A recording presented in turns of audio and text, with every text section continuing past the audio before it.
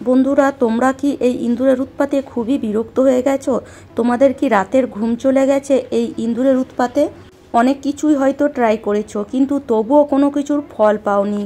সেটা ইঁদুর ধরার খাঁচা হোক বা বাজার থেকে কেমিক্যালযুক্ত ওষুধ হোক, যেটাই আমরা এনে দিই, ইঁদুর 2 দিন থাকে না, 3 দিনের দিন আবার দেখা যায়। যা করেছো, এবার এত কিছু না করে আজকে আমার এই পদ্ধতিতে একবার ইঁদুর তাড়াবার ওষুধটি তৈরি করে দেখো। গ্যারেন্টি দিয়ে বলতে পারি 100 বছর পর্যন্ত ইঁদুর বাড়িতে দেখতেই পাবে না। এই ওষুধ খেয়ে একবার ইঁদুর বাড়ি থেকে বেরিয়ে গেলে সেই বাড়িতে ভুলেও আর পা দেবে না। প্রথমেই একটা ছোট্ট পাত্র নিয়ে এখানে নিয়ে নেব 1/4 চামচ হলুদ।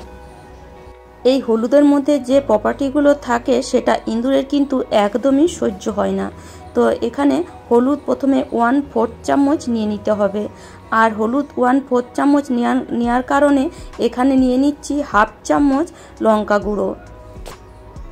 আর এই লঙ্কা গুঁড়োটা অবশ্যই ঝাল ব্যবহার করতে হবে, যাতে ইঁদুর খেলেই ইঁদুরের নাক মুখ চোখ দিয়ে একদম আগুন বেরিয়ে আসে। 1/4 চামচ হলুদ নিয়েছি, সেই জন্য ডবল এখানে লঙ্কা গুঁড়ো, 1/2 চামচ লঙ্কা গুঁড়ো। এবার এখানে নিয়ে নিতে হবে লবণ। আর লবণ প্রত্যেক দিন যে লবণ আমরা ব্যবহার করি সেই লবণ নয়, এটা নিয়ে নিতে হবে সন্ধক লবণ। এটা সাধারণত আমরা ঠাকুরের যখন কোনো উপোস করি তখন খাওয়ার জন্য ব্যবহার করি। তো সন্ধক লবণ এখানে নিয়ে নিতে হবে 2 চামচ। সন্ধক লবণ এখানে একটু বেশি নিতে হবে, যাতে ইঁদুর খেয়ে ইঁদুরের একদমই যেন সহ্য না হয়। লবণ এমনি ইঁদুর খেতে পছন্দ করে না একদমই, আর লবণ যদি খায় ইঁদুরের পেটের ভেতরে একটা রিয়েক্টিভ তৈরি হয়, যেটা ইঁদুর খেয়ে একদমই কিন্তু সহ্য করতে পারে না। এবার সব জিনিসগুলোকে ভালো করে প্রথমে এভাবে চামচ দিয়ে মিশিয়ে নিতে হবে, যাতে সব জিনিস ভালো করে একদম মিশে যায়। আর ভালো করে মিশে গেলে দেখো এত সুন্দর একটা জিনিস তৈরি হয়ে যাবে, যেটা ইঁদুর খেয়ে ইঁদুরের কিন্তু একদমই সহ্য হবে না। মাত্র এই 3টে জিনিস দিয়ে আমরা ইঁদুর ঘর থেকে সারা জীবনের মতন তাড়িয়ে দিতে পারি। তবে ইঁদুর কিন্তু এটা ডাইরেক্ট খাবে না, ইঁদুরকে খাওয়াতে হবে। তো কিভাবে আমরা ইঁদুরকে খাওয়াবো? তো এখানে আমি নিয়ে নিচ্ছি কিছুটা আটা। আমার কাছে আগের থেকে আটা কিছুটা মাখা ছিল, সেটাই আমি নিয়েছি। তোমাদের কাছে আটা মাখা না থাকলে অবশ্যই একটু শুকনো আটা নিয়ে আটাটাকে জল দিয়ে, যেমন আমরা রুটি তৈরি করার জন্য আটা মাখি, ঠিক সেরকমই মেখে নিতে হবে। এবার এখানে নিয়ে নিচ্ছি 1 চামচ গুঁড়ো চিনি। চিনি গুঁড়ো না থাকলে একটু চিনি গুঁড়ো করে নিও, না হলে এমনি চিনি দিলে একটু সময় লাগবে সেটাকে মাখতে। চিনি ইঁদুর খেতে খুবই পছন্দ করে, আর আটাও ইঁদুর খেতে খুবই পছন্দ করে। এখানে নিয়ে নিচ্ছি সামান্য একটু ঘি, আর ঘি তো ইঁদুরের একদম ফেভারিট জিনিস। সেই জন্য এই 3টে জিনিস অবশ্যই নিতে হবে, যাতে ইঁদুর কিন্তু খাওয়ার জন্য অবশ্যই বাইরে থেকে ঘরে ছুটে আসে। এবার এই 3টে জিনিসকে ভালো করে প্রথমে মাখিয়ে নিতে হবে, যাতে 3টে জিনিস ভালো মতন মিশে যায়। আর এটা যদি ইঁদুরের কাছে রাখা হয় তাহলে ইঁদুর অবশ্যই খুশি হয়ে খাবে। তো বাইরে থেকে অনেক কেমিক্যালযুক্ত ওষুধ এনেছি আমরা, যেটা খেয়ে ইঁদুর হয়তো মরেছে 2-1টা, কিন্তু বাড়ি থেকে পুরোপুরি যায়নি। ইঁদুর মরলে বাড়িতে আমাদের কোথায় যে মরে সেটাই আমরা খুঁজে পাই না। যখন খুঁজে পাই তখন ইঁদুর পচে তার থেকে পচা গন্ধ বেরিয়ে আসে, আর সেটা আমাদের শরীরের পক্ষেও ক্ষতিকারক, যেটা আমাদের একদমই সহ্য হয় না। সেই জন্য ইঁদুর মারার আর কোনো প্রয়োজন নেই। এবার ইঁদুর তাড়াও। ইঁদুর তাড়ালে ইঁদুর আর বাড়িতে আসবেই না।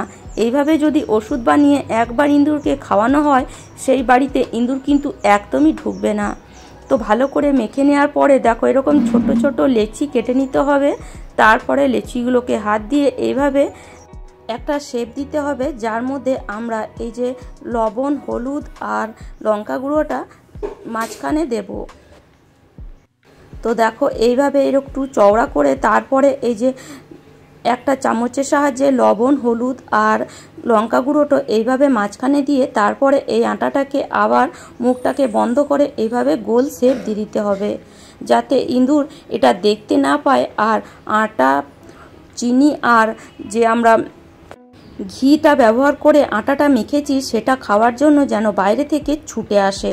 আর যখনই ইঁদুর বাইরে থেকে ছুটে এসে এটা খাবে তার মুখে অবশ্যই এই 3টে জিনিস যাবেই, হলুদ, লবণ আর এই লঙ্কা গুঁড়ো।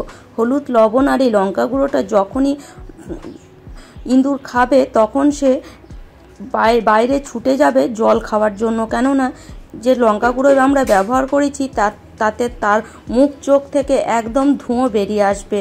আর লবণ তো ইঁদুরের একদমই সহ্য হয় না, হলুদও ইঁদুরের একদমই সহ্য হয় না।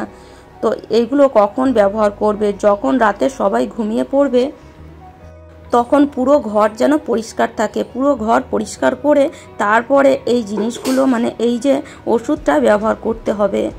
পুরো ঘর যদি পরিষ্কার না থাকে তাহলে কিন্তু ইঁদুর এটা সেটা খেতে যাবে, এগুলোর দিকে তার চোখ যাবে না।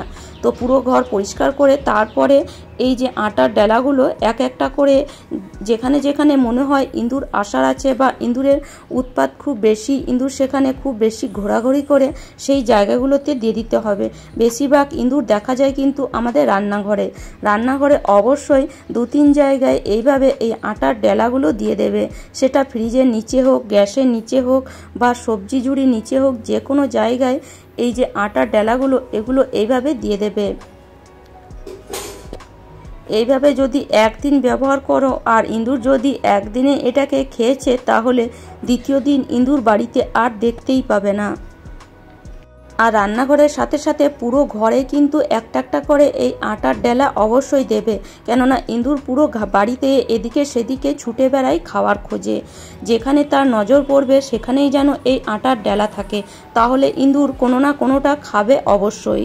আর একবার ইঁদুর খেলে সে বাড়িতে আর থাকবেই না। অবশ্যই এভাবে একটা যে রাস্তা দিয়ে বা যে দুয়ার দিয়ে ইঁদুর ঢোকে সেখানে অবশ্যই দেবে। তো আশা করি আজকের টিপসটি তোমাদের কাজে আসবে। আর আমার টিপস যদি তোমাদের এতটুকুও ভালো লাগে তাহলে অবশ্যই লাইক করো, শেয়ার করো আর আমাকে কমেন্ট করে অবশ্যই জানিও আমার টিপসগুলি তোমাদের কেমন লাগছে। আর টিপস ভালো লাগলে অবশ্যই আমার চ্যানেলটিকে সাবস্ক্রাইব করে নিও। আর বন্ধুবান্ধবের সাথে এই টিপসগুলি অবশ্যই শেয়ার করো যাতে তাদেরও কাজে আসে যদি তাদের বাড়িতে ইঁদুরের উৎপাত খুব বেশি বেড়ে গেছে। তো চলো আজ এই পর্যন্ত।